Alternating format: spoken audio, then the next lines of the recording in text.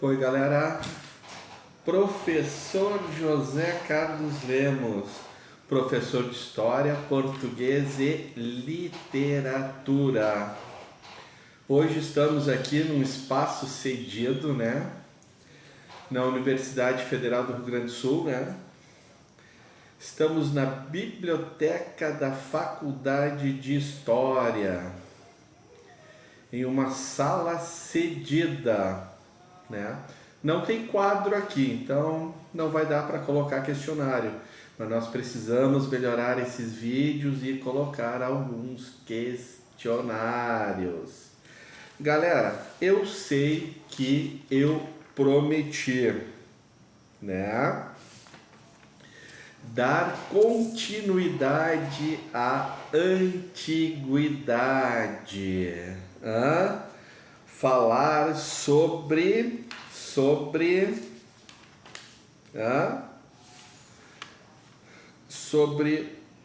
os pais do Ocidente. Quem foram os pais do Ocidente? A civilização da Grécia Antiga, que deu origem à cultura ocidental ao inventar a cidadania, né?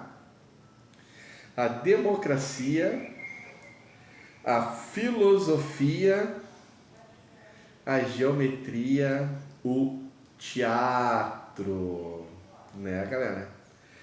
Então, nós iríamos trabalhar o período pré-homérico, período homérico, período arcaico, né? Período clássico, né? Período helenístico, mas isto será mais adiante, porque hoje eu vou trabalhar com história do Brasil, né? Também prometi falar sobre donos do mundo, né?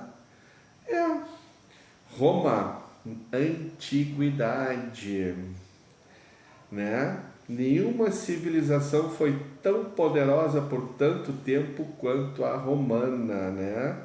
A monarquia, né? A república, o império, né? E o que foi que fez a monarquia romana deixar de existir e, né, iniciar um novo período, a república? Alguém ouviu falar sobre o soberbo? O último rei etrusco, Tarquínio, o soberbo. O que esse cara fez? Ele se aproximou dos plebeus. E isso foi motivo para que os patrícios então criassem a república, né? Será que isso não acontece ainda nos dias de hoje?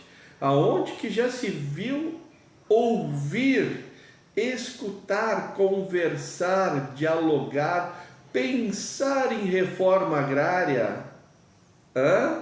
Para com o povo, para com os plebeus, Então, naquela época, né, eram os patrícios, os clientes e os plebeus. Acho que eu já falei demais. Os patrícios eram os ricos proprietários, né? Os latifundiários. Os clientes eram os parentes pobres ou serviçais desses proprietários. E os plebeus, homens livres sem direitos políticos, né? Então a monarquia se aproxima dos plebeus e Alguém não gosta, alguém não gostou. Quem é esse alguém? Já foi dito. Então se cria a monarquia. Bom, gente, eu prometi falar sobre a antiguidade, mas eu não vou falar sobre a antiguidade hoje. Já falamos sobre os maias, os astecas e os incas, né? Sobre os impérios do Novo Mundo, civilizações pré-colombianas.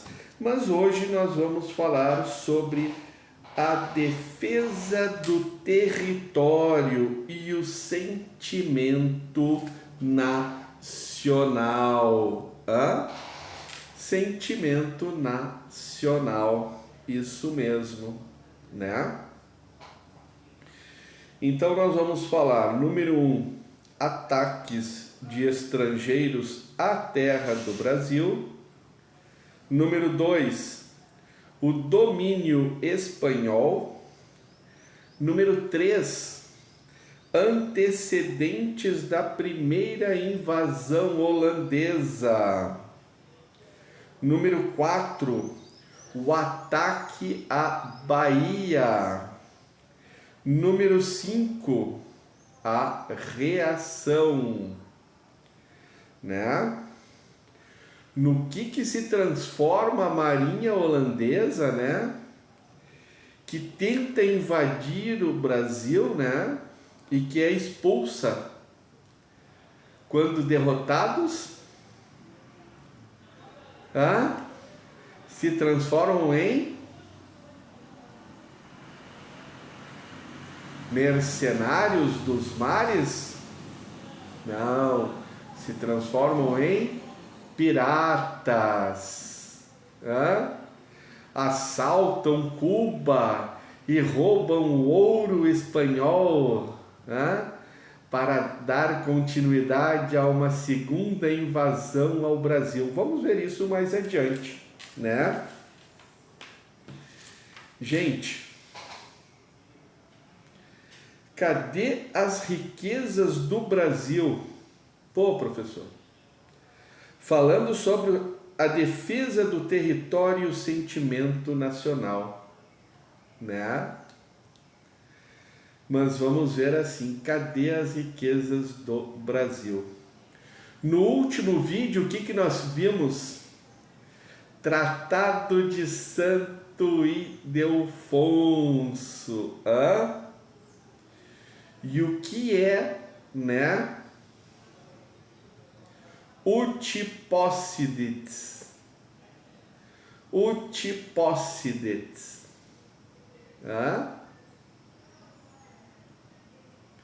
Latim, Utipócides. Latim? Então fica, né? Dito, né? E escrito, né? Que quem estava primeiro na terra fica com a posse dela, né? Não vou explicar de novo o Tratado de Santo Ildefonso. Apenas vou relembrar que estava, né, dito ali, né? Utipócides,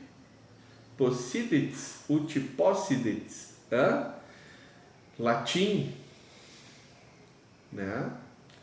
Quem estava primeiro ali é que fica com a terra. E quem estava primeiro, era a Espanha ou era Portugal? Nenhuma das duas. Quem estava ali era o dono, o índio, desculpa. Quem estava ali era o indígena.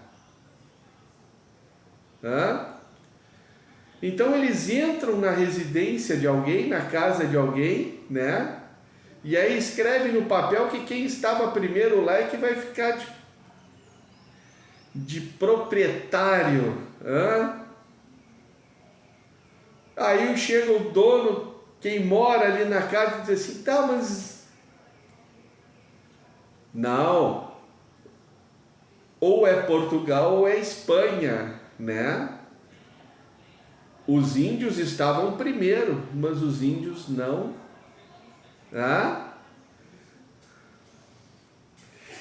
Cadê as riquezas do Brasil? Gente, olha só. Durante a colonização, né? O início já foi visto, né? Quem que eles queriam escravizar? O indígena. Pois, segundo os dados, né? Haviam em torno de 12, 16 milhões de indígenas no Brasil, né? E os indígenas, né, que tiveram, né, a proteção, o apoio dos jesuítas, né, foram escravizados. E muitos, né, num verdadeiro genocídio, morreram de estafa e tortura psicológica por estarem escravizados. E o que esses índios faziam? Né? A extração do pau-brasil que Portugal enviava para a Inglaterra. Nossa riqueza dos indígenas que aqui residiam, né? E que foram colonizados, entre aspas, né? Então as nossas riquezas começaram a ir para a Inglaterra desde a colonização. E quando se descobre a primeira mina de ouro no Brasil, eu já falei quem foi que descobriu a primeira mina de ouro no Brasil, né? Quantos galeões de ouro Portugal envia à Inglaterra? Se hoje nós pegarmos um avião ou um navio e formos a Portugal, desembarcarmos e chegarmos lá e perguntarmos: cadê o nosso ouro? O que os portugueses responderão? Como já respondeu aquela radialista da Rádio Cidade de Algarve, de Portugal: vosso ouro não está aqui, vosso ouro está com os ingleses.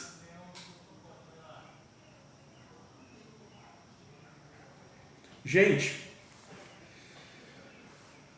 vocês sabem o que a Inglaterra fez com o ouro do Brasil?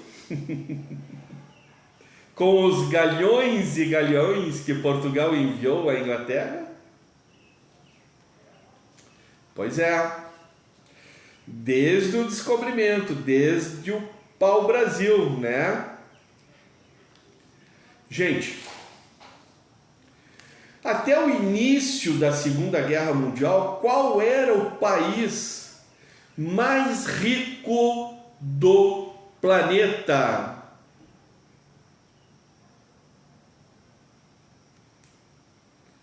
Esse que recebia os galeões de ouro de Portugal, este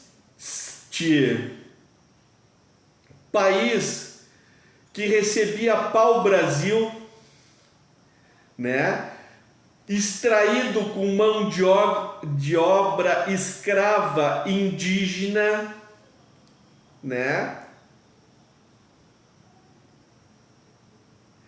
Este era o país mais rico do planeta até o início da Segunda Guerra Mundial, a Inglaterra, que, ao ficarem com medo de serem invadidos pelo exército nazista, né,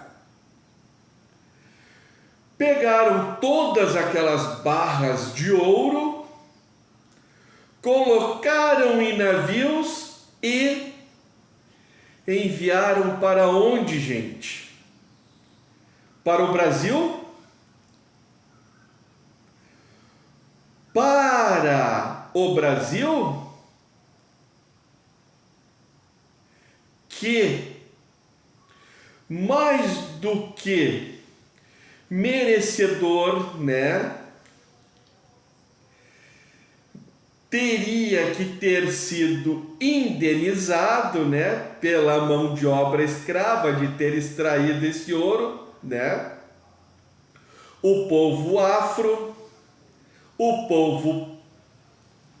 afro-brasileiro e o indígena. Então a Inglaterra, com medo de ser invadida pelo exército nazista, né, na Segunda Guerra Mundial, o que vocês acham? Brasil, nós vamos enviar todo o ouro que Portugal mandou para cá para nós, para que vocês indenizem o povo escravizado negro, para que vocês indenizem os indígenas. Hã? Não! Vamos enviar a nossa ex-colônia, vamos enviar aos Estados Unidos. Vocês viram o que o medo faz?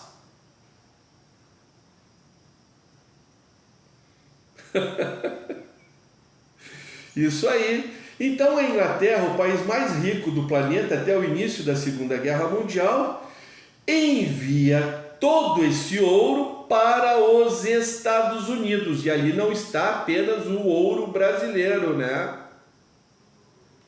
Porque nós sabemos o que foi retirado da África, do Egito, né? Pela Europa, né? Não apenas do Brasil. Foi enviado aos Estados Unidos. E os Estados Unidos, gente, tirou ou não tirou uma casquinha desse ouro para desenvolver bomba atômica, para mais tarde desenvolver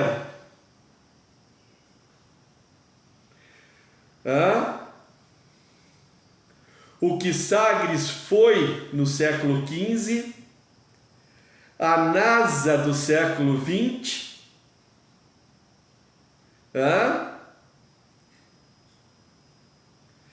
sem dizer que ainda se declararam em 1971 a moeda forte, a moeda de confiança, a moeda confiável, o dólar. Então, até o início da Segunda Guerra Mundial, qual foi o país mais rico do planeta?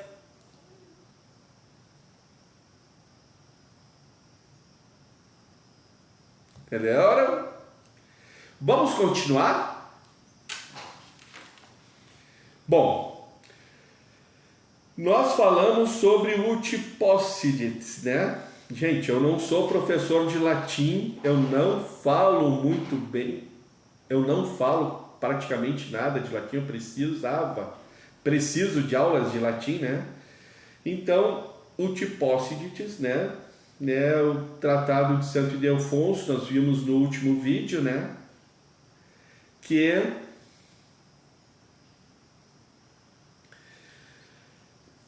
dava o direito de terra a quem estava ali primeiro, ou a Espanha ou Portugal. Não vou repetir qual dos dois que ficou com essa terra e o que o Tratado de Santo Ildefonso demarcou, né? Vamos assistir a última aula ou eu vou falar sobre esse assunto mais adiante em outras aulas, né? Quando foi e por quê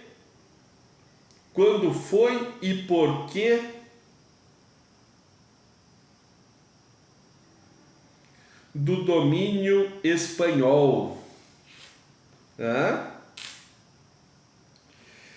Quem que morreu na Batalha de Alcácer-Quibir?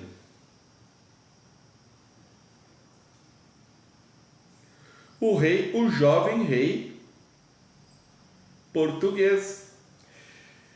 E em 1580, a Espanha assume o trono. E nós vamos ver isso mais adiante, ficaram até 1640. Né? Do final do século XVI até quase a metade do... né? Isso mesmo, do final do século XVI até a metade praticamente do século XVII.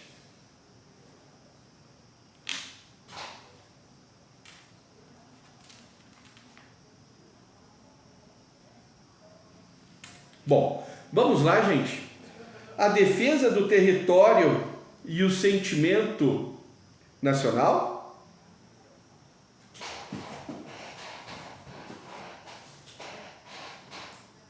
Né? Vamos lá? O domínio espanhol. Então vamos lá. A defesa do território e o sentimento espanhol e o sentimento nacional. História do Brasil. O domínio espanhol, a primeira invasão holandesa. Vamos lá. Número 1. Ataques de estrangeiros à terra do Brasil. Número 2. O domínio espanhol. Número 3. Antecedentes da primeira invasão holandesa. Número 4. O ataque à Bahia. Número 5. A reação. Número 1. Ataques de estrangeiros à terra do Brasil. Desde o início da colonização, né? Início da colonização, lá com a extração do pau-brasil, né? Como nós vimos, né? Já nossas riquezas lá, quando o indígena é escravizado, né?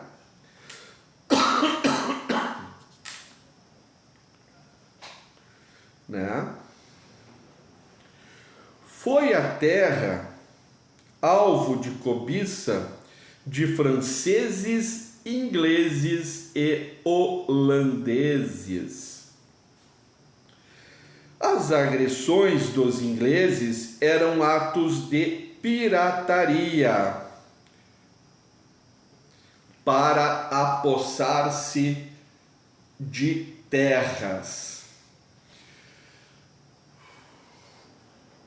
Gente, como nós vimos, nós nas aulas anteriores, nas primeiras aulas, né? Portugal, entre aspas, né? Com Sagres, a NASA do século XV, primeiro descobre a África, né? Passa pelo Cabo da Boa Esperança, pega as especiarias, mas logo em seguida, entre aspas, descobre o Brasil. Gente, Portugal nas Américas descobre e coloniza apenas o Brasil?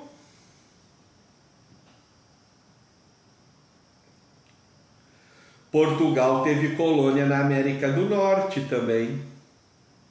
Mas nós não vamos falar sobre isso hoje. Ok?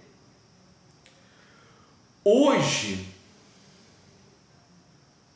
nós vamos falar sobre a defesa do território e o sentimento nacional. As agressões dos ingleses, então, eram atos de pirataria.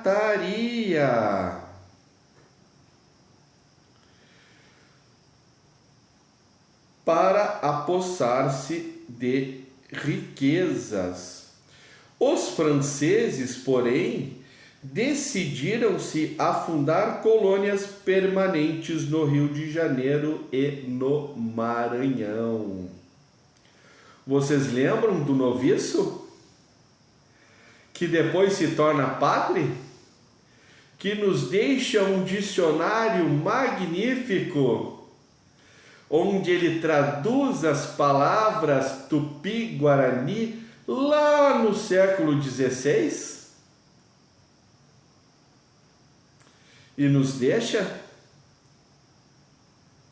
como herança aquele dicionário onde está traduzido que a palavra Ipiranga em tupi-guarani significa Rio Vermelho, uma palavra do nosso hino nacional, que é o Padre Anchieta.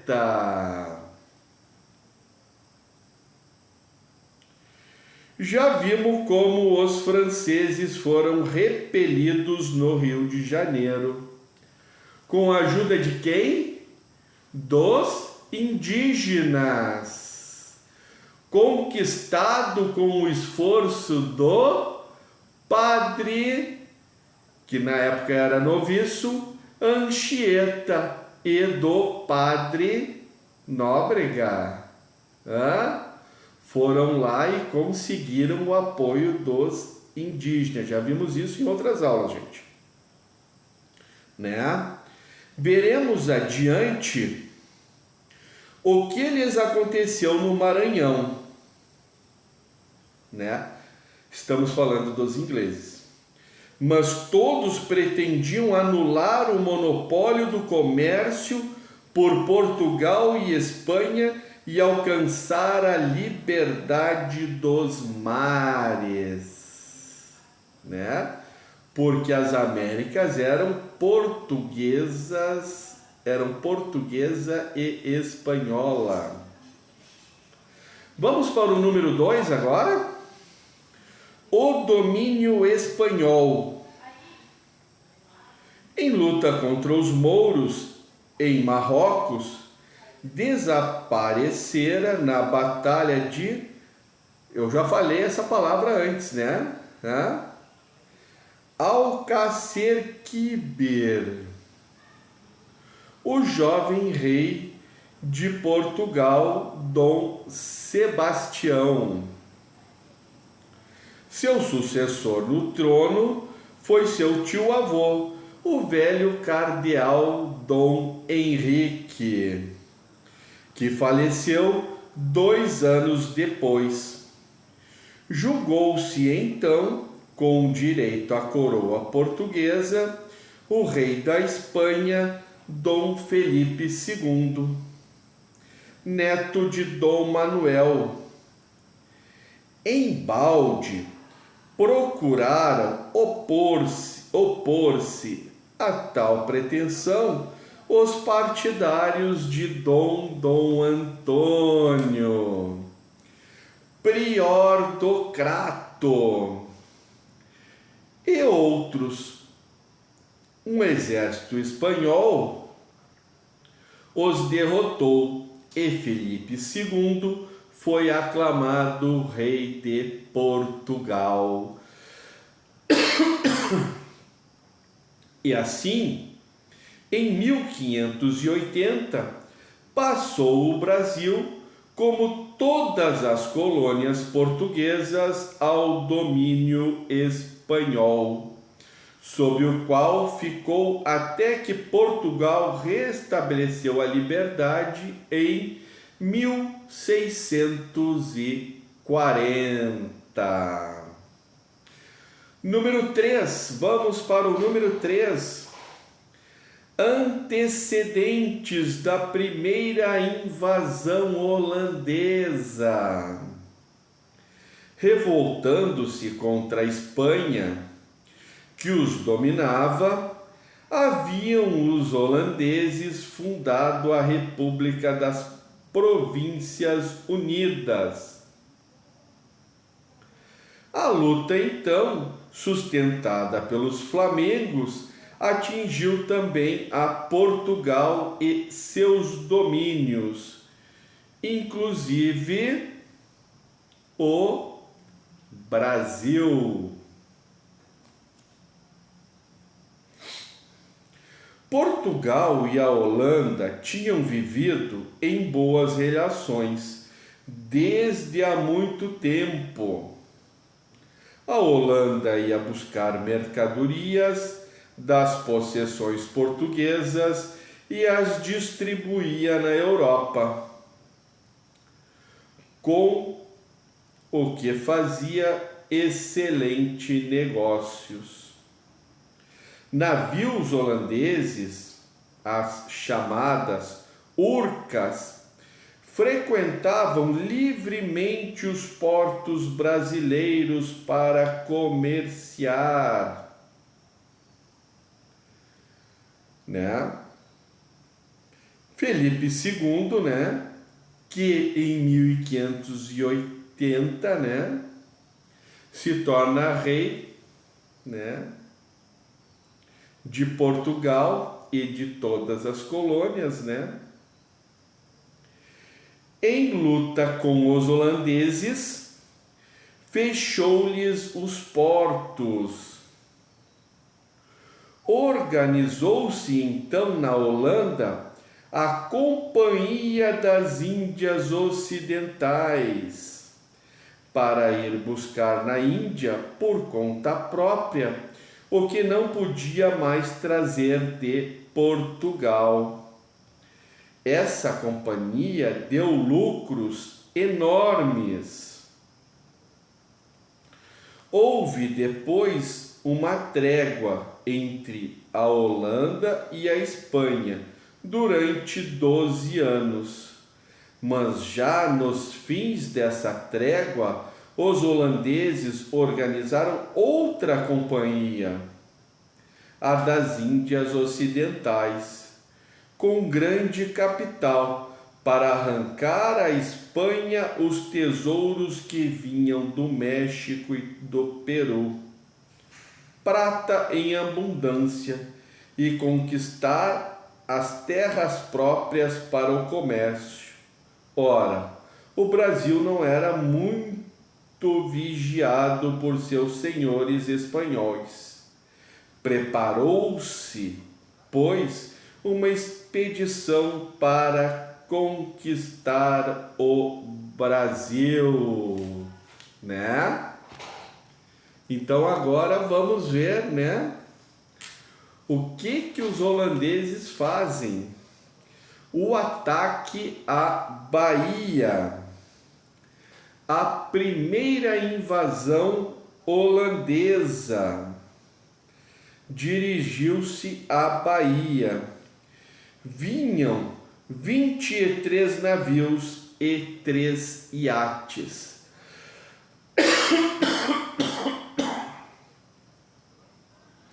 Com 500 bocas de fogo e numerosa tripulação.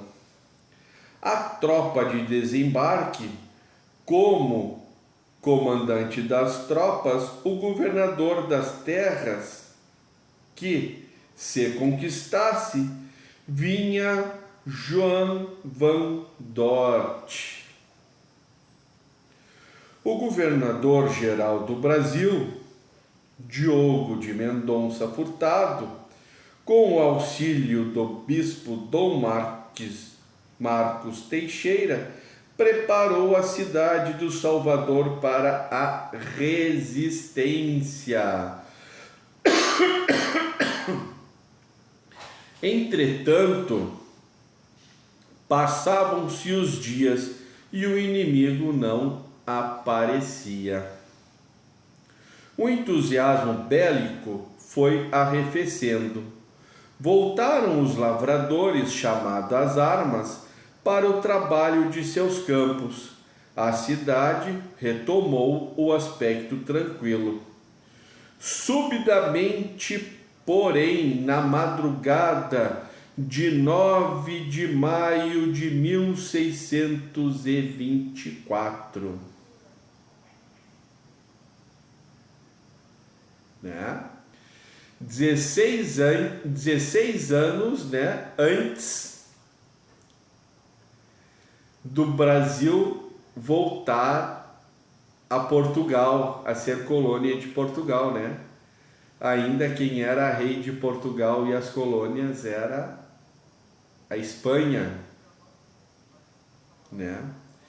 Em 9 de junho de 1624, os holandeses transpunham a barra, aprisionavam os navios surtos no porto e atacavam a cidade por terra e por mar.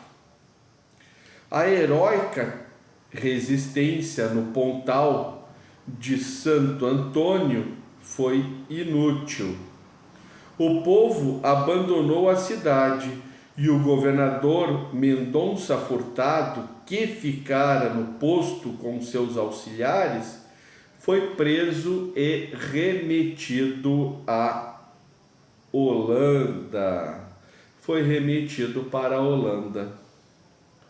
Van Dort chegou 2 dias depois, achou boa e firme a situação de seus compatriotas e procurou desde logo ganhar a confiança dos nacionais. Número 5. A reação. Passado o pânico dos primeiros dias, o povo se foi organizando nas povoações vizinhas da capital, onde se conspirava pela reconquista. O velho prelado baiano, Dom Marcos Teixeira, cuidou dedicadamente da reação, mas veio logo a morrer, esgotado pelo esforço. Matias de Albuquerque mandou de Pernambuco algum reforço. Gente, que hora vamos estudar o mapa de Pernambuco, como ele era e como ele é. Pernambuco era muito maior do que é hoje, né? Boa parte, né, de Minas Gerais, né, e outros estados pertenciam a Pernambuco. Isso nós vamos ver esses mapas outra hora em outra aula.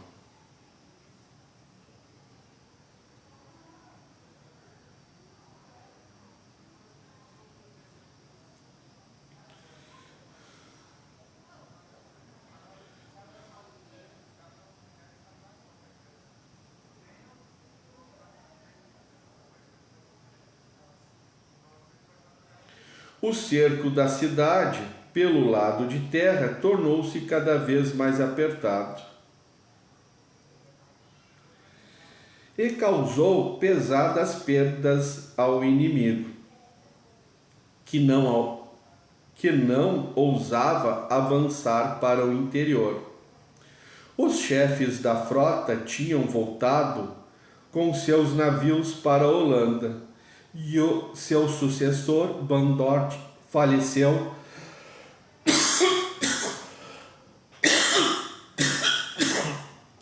pouco depois.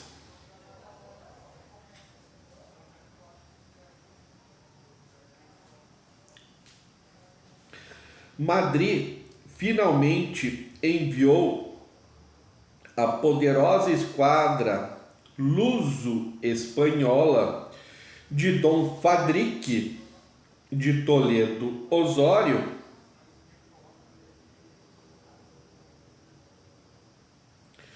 chegando à Bahia, a armada desembarcou logo as tropas que trazia.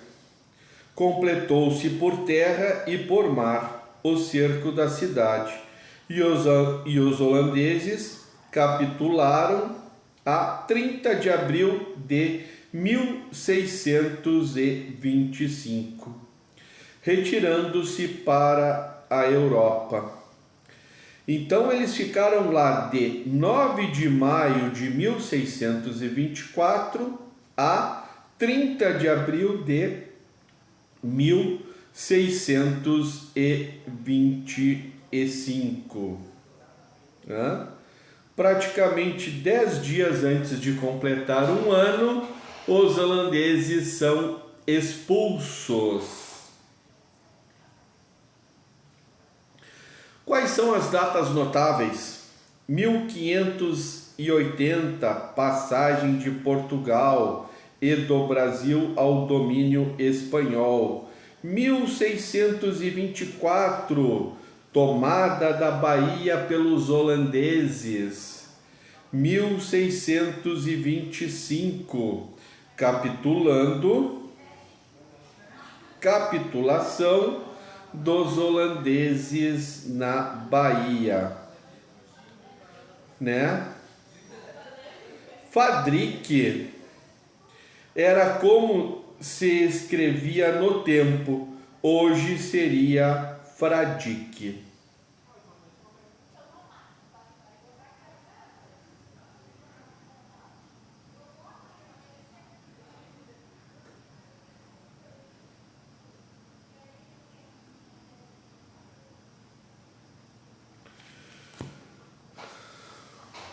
Leitura.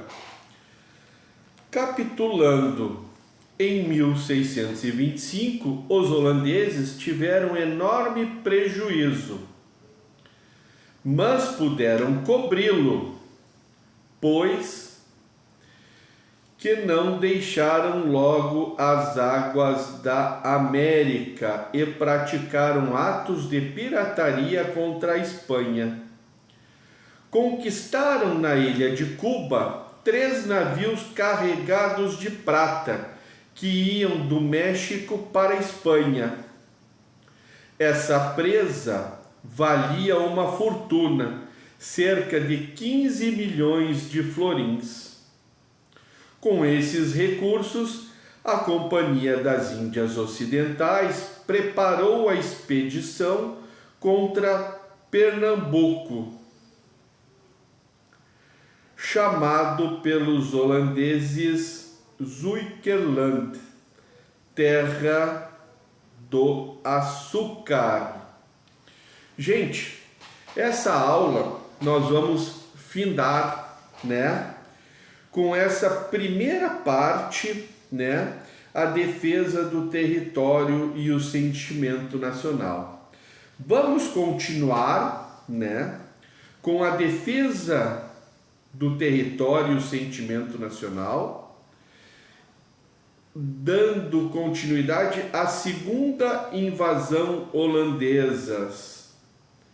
Os holandeses em Pernambuco, a resistência ao invasor, Nassau, a campanha da libertação, a conspiração, a insurreição pernambucana e o fim da invasão, consequência da luta com os holandeses. Este é o tema da próxima aula, é o que nós veremos na próxima aula, né? Nossa aula se encerra por aqui. Anjinho Miguel, obrigado por esse suel favorável, né? Aqui na faculdade, na biblioteca da Faculdade de História da URGS, onde eu consegui compartilhar, né, esta temática, esta matéria, e assim adquirir conhecimento, né, compartilhando este conhecimento com vocês, né? Então, gente, compartilhem, deixem um like, né? E vamos ter nas próximas aulas, né, a continuação, né, da antiguidade, Grécia e Roma.